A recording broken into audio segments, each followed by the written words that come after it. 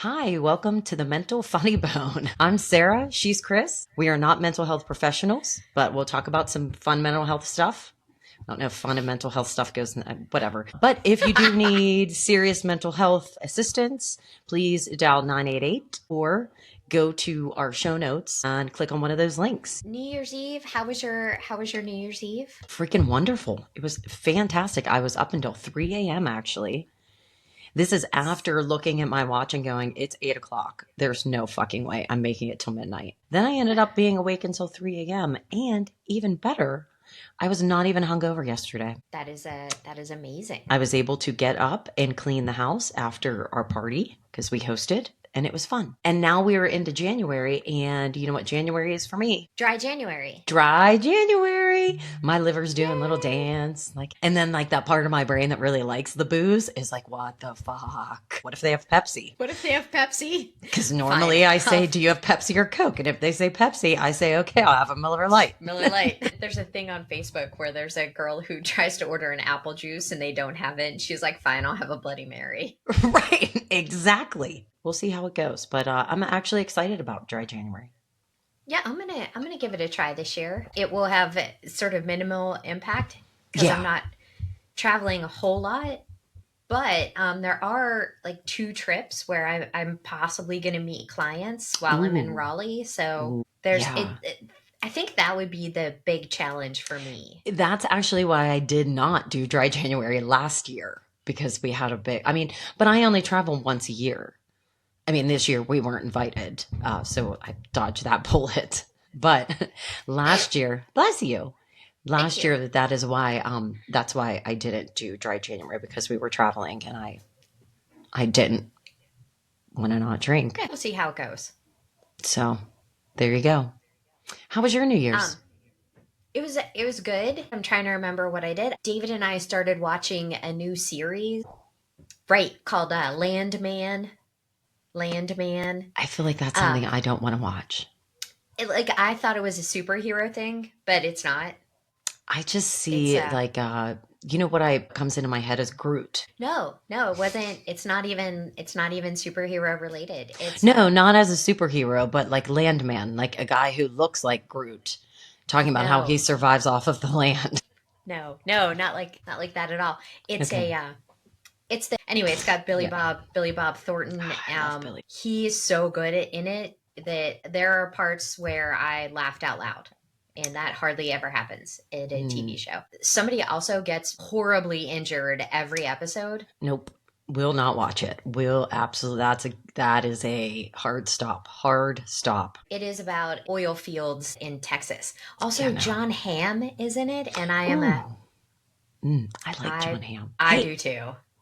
I feel I'm John Hamm and Billy Bob Thornton, and it's just crazy, just a crazy show. There's 10 episodes. I think we did like 6 in one night, and David always has to be the distributor of the episodes because I'll just watch all 10 and not go to bed. Yeah, that's how I am too. So he's like, "We're gonna stop after this one." And I'm like, well, I say that before every episode. Like once we get to 9 o'clock, I'm like, yeah, we're done. We're done after this one. More. And then I'm like, it's only 10 o'clock. It's fine. One more. Right.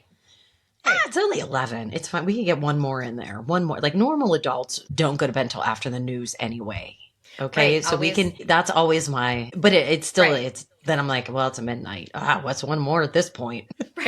Right. Somewhere in that last episode, you're like, well, does it even matter now? I'm going to get less than 5 hours. I was just going to say, I'm going to get shit sleep no matter what, so I may as well just watch it all.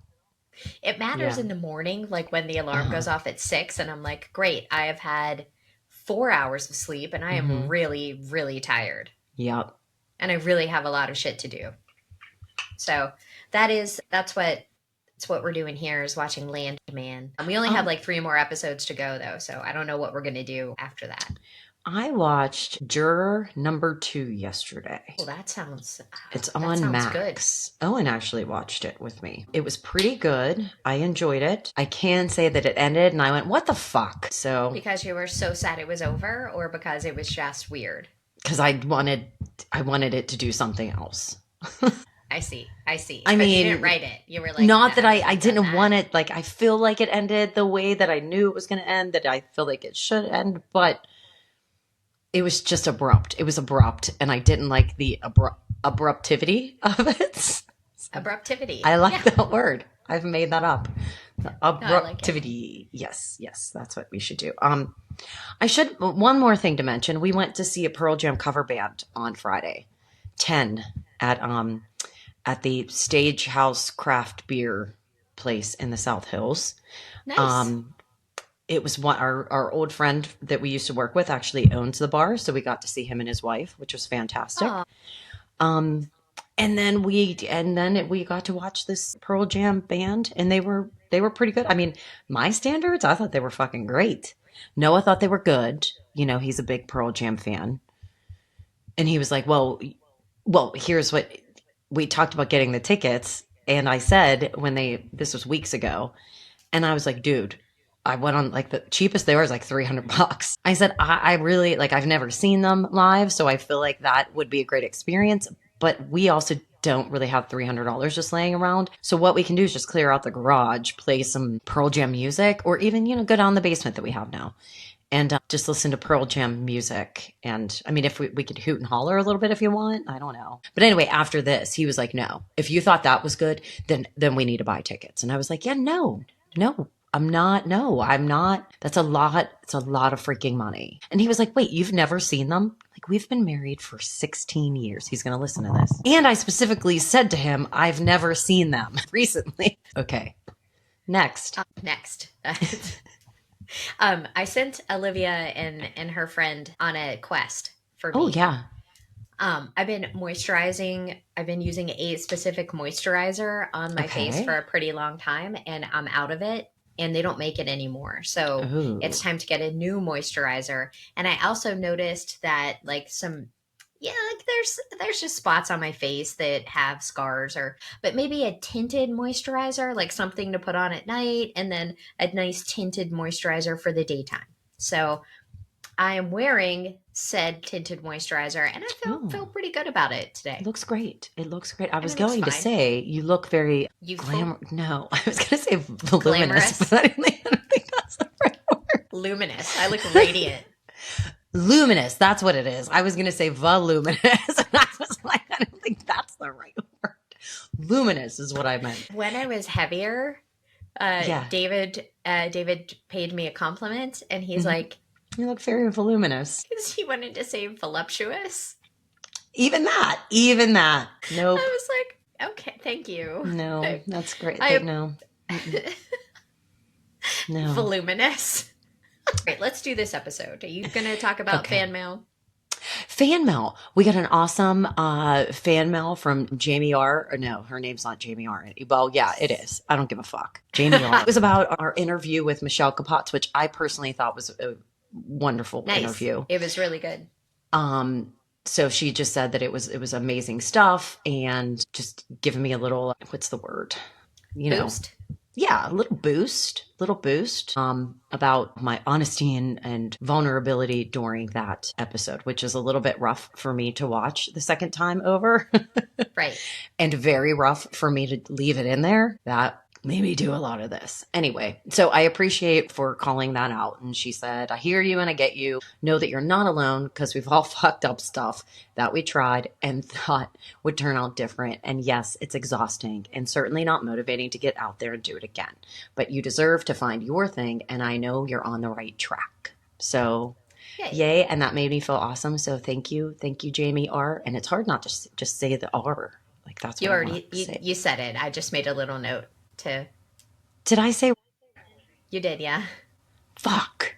All right. Well, anyway. I got it. I'll fix it. And she loved how we ended it with the message of, we're not alone, and holding space for someone else is more than enough. So thank you, Jamie R. Jamie R. Love ya. So that's it for our fan mail today. Want to talk a little bit about Jumbo? Yeah. Let's tell some Jumbo parenting stories. Yeah, I thought that we might, because there's some fun things that Jumbo used to do. The Cops and Robbers one, I don't know if I was around for that one. I think that was before I was born because I just know that from hearing it. I don't ever remember it. I recall it fondly. Just as a little note, those of you who have been with us for more than a couple of episodes, you'll quickly pick up on the fact that we can't remember more than 2 episodes back. I can't remember 1 episode back. I have no recollection of what we said in July last year. I have vague memories of it until somebody reminds me of it. So for those of you who might be newer, you're going to love these stories. I just want to say it. I was thinking of this too. Like, fuck, we're gonna repeat stories and shit. But we've had a lot of friends in our lives, like for a long time, that I'm pretty sure have heard all of these stories 1,000 times and again, and they still love them. Still funny. I was just gonna say. So, and I mean, I laugh at them every time, and I've been hearing them and living them for a very long. Right. This is more of a tribute to Jumbo than anything else we could do, because Jumbo will tell the same story 50 times. And I will laugh just as every hard time. each. All right. So when Jumbo was a new dad, he would come home from work and he would just want a couple of minutes. Like most new dads, he would just want a couple of minutes to kind of settle in, read the paper, make that transition from work life to home life. And Nita and I both just wanted a whole bunch of attention because Nita had been taking care of me all day. And I had been, dadless all day. So I was like, someone new. I want to play. And I probably was still like this when I was younger. Like when I wanted to play. So what Jumbo would do is he made up this game, and he was a bank robber. And he would come in, he would hold up his finger guns, and he would come into the bank. And this is all while he's seated in a chair with the paper folded in his lap. So he'd have his finger guns, and he would tell me, "Hey, you, freeze." And I would freeze. And he'd be like, "All right, this is a holdup. So it's a holdup. And he's like, "Lay down on the ground, put your face in the ground, and don't move." And I think this might have been before I was able to count, so he couldn't give me a number to count to. He would just tell me to lay down with my face in the carpet and not move. And then every once in a while, I would like look up or make some sort of movement, and he would yell it again. "Hey, no moving." And he'd have the finger guns. I would peek up, and he'd have the finger guns. Meanwhile, when I had my face in the carpet, Jumbo's just reading the paper. He's just sitting there, turning the pages of the paper.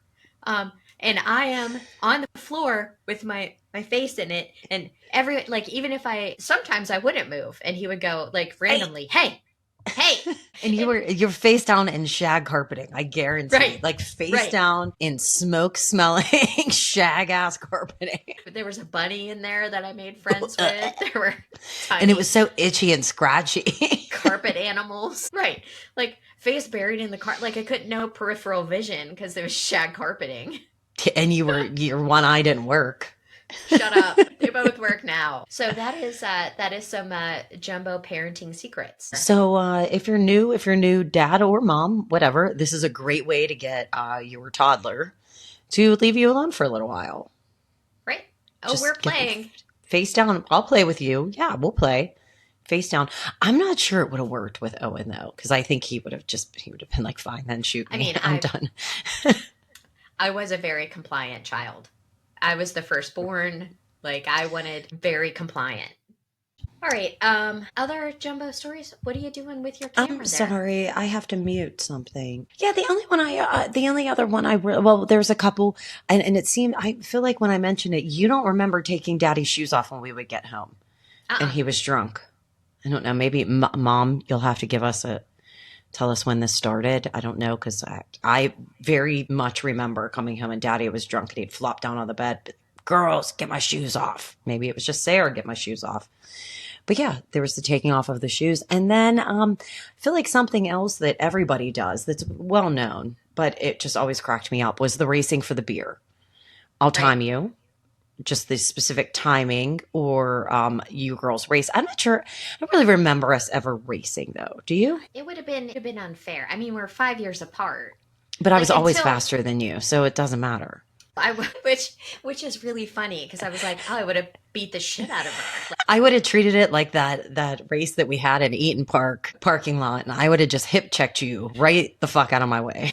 first off, it was a Denny's Oh yeah, it was. where Same, we were same. racing in the parking lot. Secondly, there was a time where I was significantly bigger than you. Like you couldn't have hip checked me because you were Yeah, a like baby. 2 years ago, you were significantly bigger than me. Shut up. Okay. When you were like 6 and I was 2. One. Yeah, it wouldn't have been any fun. And then I chose not to participate at a certain point, right? Because I was like, Yeah. no, Like, this is dumb. I'm not doing it. I'm But the 12. timing, and you always, like, at least I always set the record. But his Right. counting was similar to how I would count for Owen. Like, okay, ready, go. 1. Burp, burp, burp. Continue on with my conversation. The kid Oh, finally returns 3. with the beer. That's a new record. Yeah. It was a big Yay! celebration. So, yeah, fun jumbo things. That's really all I had. Just some cute little basic stories for this week. Maybe that's the advantage of having two children is that you get to extend out the time where people will play those kind of games. Yeah. That's Like, probably why they had me, really. to get the beers. It's like, I need a beer runner. And eventually Right. they'll have kids, so I'll have grandkids that'll run and get me the beers. This one is gonna figure out the trick. She won't play anymore. I'm pretty sure that Owen will still play if you give him $5. Right. It comes with a monetary cost at this point. It's no longer a race for a record. It's a money thing. I'll give you $1. Yeah. And then he laughs. Yep. All Never right. mind. All right, let's get into our mental wellness section here. So again, you good there? You hydrated? Yeah. That's the I'm hydrated. The I'm dehydrated and need a drink is. Ugh, people are crying. I'm definitely cutting out all of those noises. And then Blech. you take a little drink and you go, that means I'm all hydrated. Gross. So I'm cutting it all out. The first rule of mastery is the book we're reading. So last week we caught up on chapters 1 through 3. A couple weeks ago we talked about Beethoven. Favorite. Right. And Didn't even know he was going deaf. Nope. Nobody knew. Pretty fucking amazing. Except for everybody. So some of the things we talked about last week. So chapter 1 is all about sort of defining FOPO, the fear of other people's opinions. And that's kind of the moral of the story that Beethoven was talking about is that he let his fear of other people's opinion of his deafness hold him back when he could have just been making beautiful music during the years where he was, kind of hiding from that. And then we talked about the mechanics of FOPO. So kind of what FOPO is and isn't. We as human beings have a innate sense of wanting to belong, wanting to be a part of the pack, because that's how we survived a long time ago. So as people, we're constantly looking around for clues that we're fitting in, that we're part of the group, that we're able to maintain and keep those connections. And FOPO becomes a problem when we start thinking about what might happen, not what is happening. We start thinking about what might happen, and then we prevent that pretend rejection that hasn't happened yet by changing or modifying what we're doing. So a lot of the things that lead to FOPO are sort of a poor sense of self, like relying completely on those reactions to tell you who you are as a person. Like, I think we talked about it. Oh yeah, we talked about it a lot last time. Being a middle school girl and looking at how you dress and being like, well, obviously I want to be in the group of cool kids, so I'm going to wear 4 pairs of slouchy socks with my high tops. Because that's what did we get bigger shoes in those times? We just bought bigger shoes, now I hate bigger shoes. Like, I feel like if I'm wearing half a size bigger than what I should be wearing, like my actual size, my feet look like boats. And I don't like it. But it's amazing to me. We were wearing 4 pairs of socks. Right. Like, that's a lot of fucking laundry too. Right. And your feet had to be so hot. Like, so fucking sweaty. Oh my feet are sweating right now just thinking about it as a reaction to this. Like 17 pairs of socks and some plastic ass LA gears. Oh, LA Gears. Oh my God. Like the black high tops. Oh my God. So you So had nice. and then you had 17 shoelaces to go with them. Like, ugh. Right. There was a lot of We were tying. dumb. Right. 100% stupid, stupid people. But we were cool. We were cool. I still think that's a maybe. Right. So one of the other things that kind of leads to, fast tracking yourself to some um, holding back behavior based on FOPO is a performance based identity. One of the things the only thing we're gonna talk about this week is identity. We're gonna talk about that performance based identity and how we can use our identities to either feed into the FOPO or take some steps to make ourselves sort of FOPO proof. Right. Faux We pop. we faux pop. Faux pop. I love it. Faux pop. Yeah. Um, Faux pop. so we're going to spend a good deal of time talking about identity. Identity goes back to what are my values? So I think everything that we've talked about in this podcast up to this point has been, how do I figure it out? How do I figure out what I'm supposed to be doing? Like, who am I? What are my values? What I wrote in my notes is, when everything crashes and burns, what will I be left with? So a lot of the fear that we feel when we're talking about FOPO, a part of that base fear is anticipating what happens when everything crashes and burns. Like, what if I am ostracized? What if I'm out here by myself? What if these things happen? What am I left with? And what you're left with is your identity. So it's the subjective sense of self built on experiences, beliefs, values, memories, and culture. That's the definition that we're working with here. So there's a lot of quotes and there's a lot of storytelling in this book that I tend to like skip over. Those are the parts I like the most and that I note the most. The one in the beginning of the chapter is about basketball, and I can't remember the name of the player. Yeah. Karl Malone. Is it Karl Malone? Yeah. Mm-hmm. Yep. And He was playing against the Bulls. So it right. was the Jazz and the Bulls. No idea. Not Yeah. not much of a basketball It was girl. Jazz and the Bulls, and Scottie Pippen was passing him as he was walking near the free throw line. FIFO. And it's FIFO line. And it became English there for a second. It was 82 with 9 seconds left, and it's tied. Like, biggest thing in the world. And this guy, like Malone, I want to say Mark Malone, but that's not it. What's his name? Karl Malone. Yeah, he's like one of the best free throwers ever. Anyway, he's walking in the line and Scottie Pippen passes him, and they used to call Karl Malone, what did they call him? The postman? Because like the mail, he always delivered, like a mail, right. Or the mailman. The mailman. And I guess it was a Sunday they were playing on, and Scottie Pippen passed him up and was like, mailman doesn't deliver on Sundays. And dude missed both shots. Right. I mean, these are like crazy stories. And like what that one gets back to is so much of Karl Malone's identity on the basketball court was based on the fact that he delivered, and that Scottie Pippen chirps exactly the right thing to fuck with him. That's kind of what happens when we basing our self-worth on something that's outside of our control. If you base your identity on that and someone messes with you, then you're like, what if that isn't who I am? What if I'm not delivering because it's Sunday? I think it's important to note that it's not just about free throws. When we're looking for our identity, that it's a cumulative thing. It's not just one particular thing. It draws from many aspects in our lives. And we need to remember that it's not one thing that defines our identity. Our identity is something, in my mind, that's fluid. It's not something that stays the same. When I was 21, I wasn't able to say, hey, my identity is Red Bull and vodka. But yeah, my identity now as a 46-year-old mom is a lot different than it was when I was 21, ringing in the new year on the Vegas Strip. Right.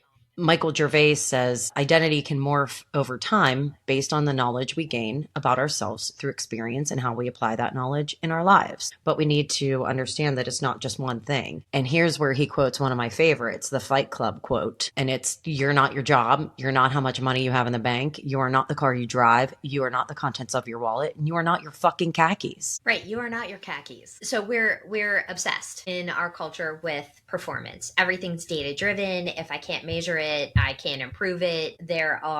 If you just look at athletics, the statistics drive a lot of decision making involved in in everything that we do. As a person who deals in data and numbers, I can't provide enough detail on data when I'm making decisions. So everything is data driven.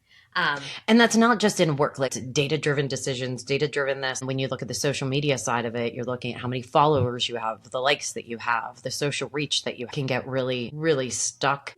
That's the thing with performance based identities and being able to measure so much is that performance based identities do really well when we can measure. A performance based person, and through all of school, as long as I was doing well on the tests, then everything else fell by the wayside. It doesn't matter. Nothing else matters as long as I'm performing, as long as I'm still getting good grades, as long as my teachers are recognizing that I'm getting good grades. Yes, I'm doing great.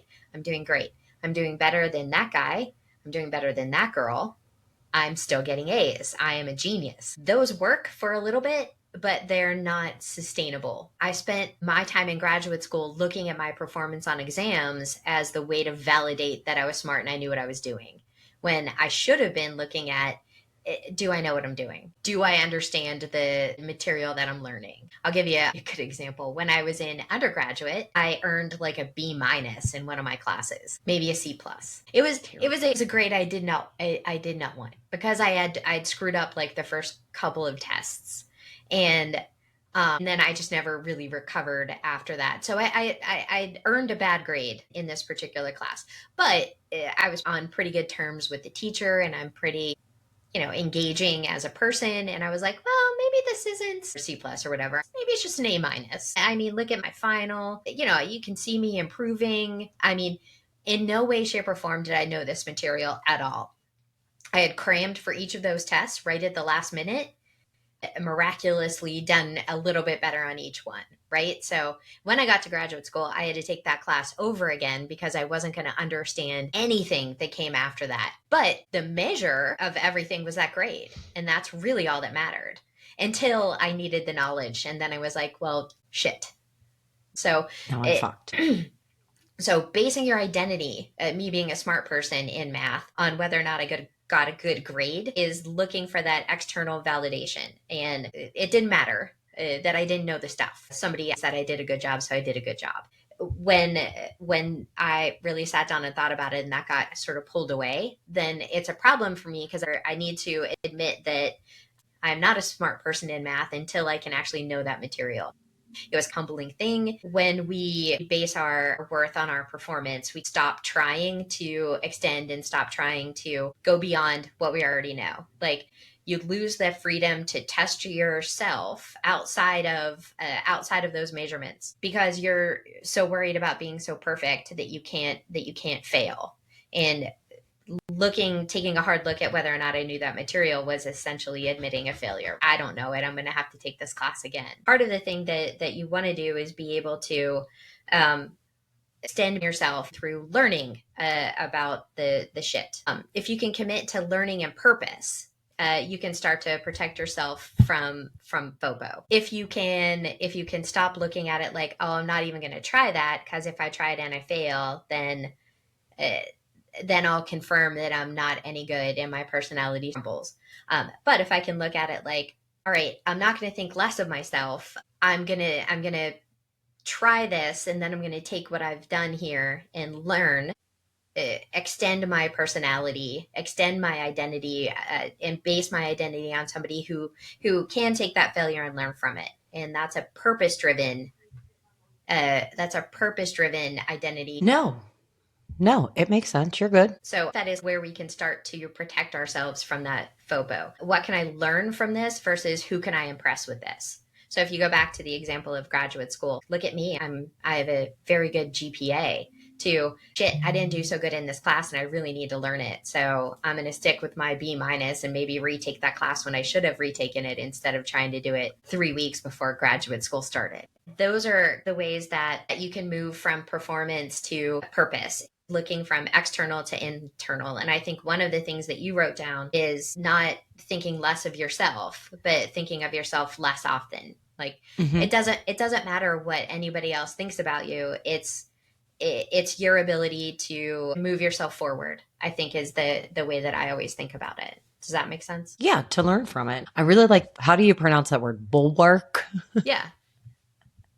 I really, because I had to look it up. I was like, what the fuck is that? It's a defensive wall. So a bulwark against FOPO is having a strong sense of self. I just wanted to read that so I could say bulwark and try to figure out how I can put it into Right. more of my vocabulary on a daily basis. The other thing I wrote here is just something that goes along with what I talked about earlier, is that our identity is something that's fluid, that we're constantly addressing and constantly looking into. And I like what he wrote here. There's a couple things. One that he wrote, and then it was another quote from someone else. I didn't write down their name, but anchoring our sense of self in discovery is not a cop out to avoiding committing to who we are. It's simply an acknowledgement that we change with time. So we're always changing and we always have to be aware of that. And the quote is, human beings are works in progress that mistakenly think they're finished.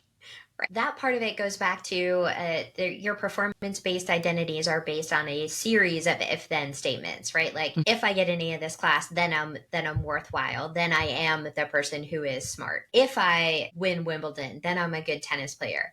Like, if then, if then, if then, if then. Where purpose-driven is more of a let's see what happens.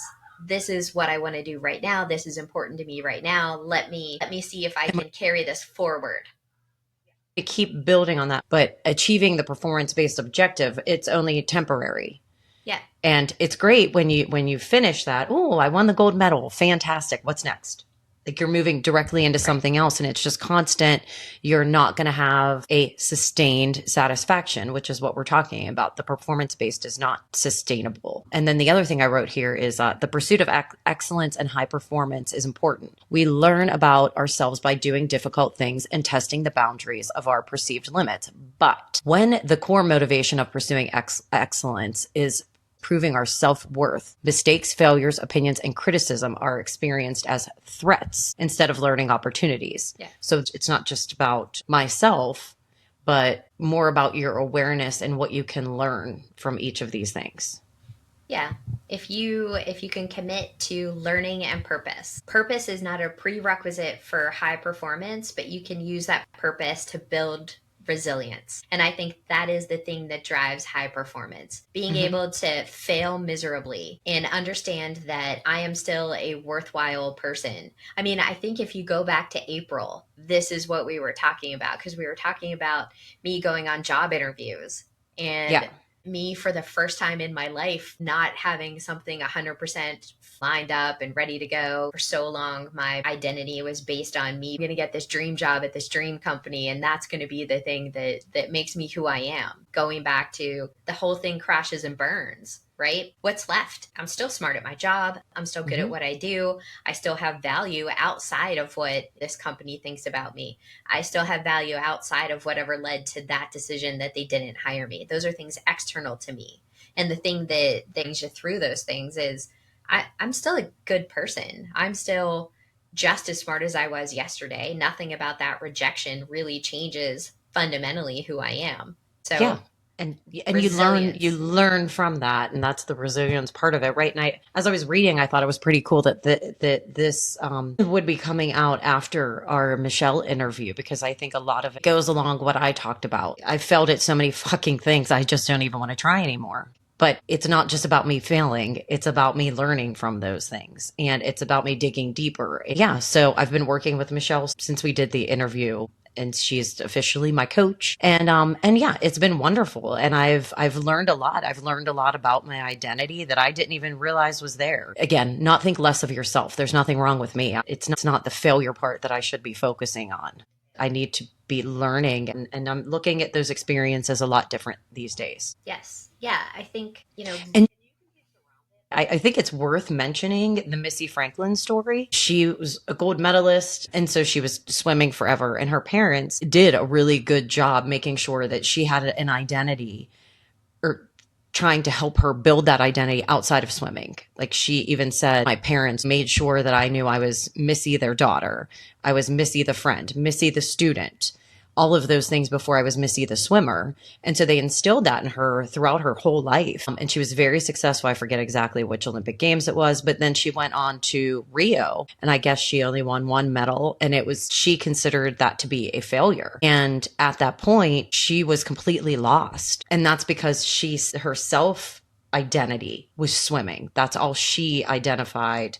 That's how she lived her life at that time. So it was really hard for her to come out of that and deal with that failure because that's all that she was. And that's even someone who, again, has really strong parents who were trying to instill in her that that's not all she was. Sometimes outwardly we're providing, as a parent, we're providing what we need for our kids, but sometimes it doesn't totally sink in. So we still need to be around because sometimes they need help picking up the pieces. Right. Right. I mean, we talk about it all the time with the emphasis that we put on our little student athletes. Not playing soccer anymore after I was done playing soccer is hard. That's a hard thing to give up. And it did kind of mess with me for a little bit. Like, part of my identity was being on the soccer team. And then all of a sudden I wasn't. Like, part of this chapter also talks about people who have the FOPO give themselves built-in excuses. I do this all the time. I will leave a task up until the very end and then rush through finishing it. And then if somebody criticizes it, I'm like, I left it until the very end. So of course it's not perfect, but it would have been. It would have been in my pretend reality where I actually tried and gave a shit about doing a good presentation. That makes me think of how I would still say it. My soccer, what's the word I'm looking for? My soccer talent. I feel like I kind of really stopped growing at the rate that I could have at probably 14 or 15. And I always say that. Like, I'm always like, yeah, I could have been so much better. I could have done so much more if I didn't basically give up then. But I mean, I don't know. It's hard. And it's still stuff and working with Michelle. It's odd that it's stuff that's hard for me to talk about because I was 18 when I quit or 19 when I quit, like whatever. And it was so long ago. And in my brain, it was fairly insignificant, but I'm 46 and just learning that it was actually a really challenging, hard for you to do, impactful decision to make. I will fill everyone in. She's crying a little bit. So I'm just gonna talk until she gets it together. Because if I start talking, then I hoot and I'm like, Daddy, and then I get really, really ugly crying. So, yeah, but it was very, very significant part of my life that I've never given the time to. When we say that this shit is hard, this is what we're talking about. We can have superficial discussions about term papers and presentations, or we can have these discussions about what building an identity is really about and what we want to change and do differently about our own identities. What I wrote down in my notes here is we will do a lot of fucked up shit to protect our identity, and some of that is really kind of counterintuitive. Like, I'm not going to try real hard because it's so important to me to cling to the what could have been that I won't make myself vulnerable enough to actually learn and get better at it. You will have chosen to preserve your identity rather than to use the challenge as an opportunity to learn something about yourself. That is the soul of what we're trying to get at, not just through this book, but in this podcast and in our lives, right? That's why it touches so many like tender nerves, is that this is the hard shit. This is the shit that makes a difference. And we could protect our identities by saying, oh, everything's fine here. But when we can do what we just did and open up and be like, yeah, maybe I messed that up. How do I move forward from that? Like, that's the stuff that you can use to fight off the FOPO. Yeah. And that's a long time to not deal with something. In my mind, it's not that significant. I can only imagine like major covering that up. So fuck. It's something that I was in working with her that I was, it was a big part of it. And I never addressed it. I never talked about it. You know, people ask, why'd you quit soccer? Well, because I wanted to drink and smoke. That's not why I quit soccer. I still don't know why I quit soccer, but that was the easy answer. Right. That's the hard homework that we all have, is to look at it. And I think for me, one of the big things was being able to understand that if I keep comparing myself to people, like, and I think that's also the That's the hard part. awareness. It's just asking those questions. It's stopping and being a little more aware of what's going on instead of just going with that knee jerk reaction. Like you said, that's that awareness piece. That's that first part of it. Being able to, pretty major regrets about how long I sat in my career not trying as hard as I could have, not trying to be first, not trying to be more, not trying to do things that I thought would kind of move myself and not put myself out there, maybe is the best way to Yeah. say it. I'm not going to put myself out there because of FOPO. Right. I think that's the definition of it. I am not Yeah. going to speak up. I'm not gonna try. And then when I finally got to the point where something clicked and I was like, it doesn't matter. I'm still gonna be Mm-hmm. good at this job, You're still regardless you. of who gets that promotion, who gets to deliver the monthly slides. It doesn't have as much of an impact. And I think when you can have that awareness, you can really fight off your FOPO. I'm not solely based on this one thing. And I think the rest of the book and the rest of our experiences with this is going to be about getting back to that identity. What is it about you that makes you who you are, and what measures do you use? So going all the way back to the subtle art of not giving a fuck. How you measure a successful life is going to be the thing that keeps you from putting yourself out there and doing great things. It's going to keep Yep. you from being resilient in times where shit just burns to the ground. It's going to make it Right. longer for you to recover from those things. And it's going to Yeah. make you more fearful and make sure that those things never happen. I think the last thing I have in here is the Ted Lasso. When we're talking about measuring success externally versus internally, it's not about the wins and the losses. It's about making these young men decent human beings. It's about the lessons that you learn from those losses. And if you can base your identity on something that isn't measured externally, like wins and losses, that you can actually appreciate those losses for what they are, which is opportunities to learn and do better. Absolutely. I'm really, really looking forward to like the next couple of chapters. So next week, if you guys are going to read along, we're going to do 5 and 6, and then we're going to get Sounds good. into part 2. So I think part 1 is just setting everything up on some things that can prevent you from falling into FOPO, and then we'll get some practical advice and some knowledge in the other parts. So that's what I got for you. Yay. Well done. I enjoyed it. I enjoyed this chapter. And I think the rest of this is going to be fun, interesting. There's a lot Hard. of digging. It's Yeah. hard.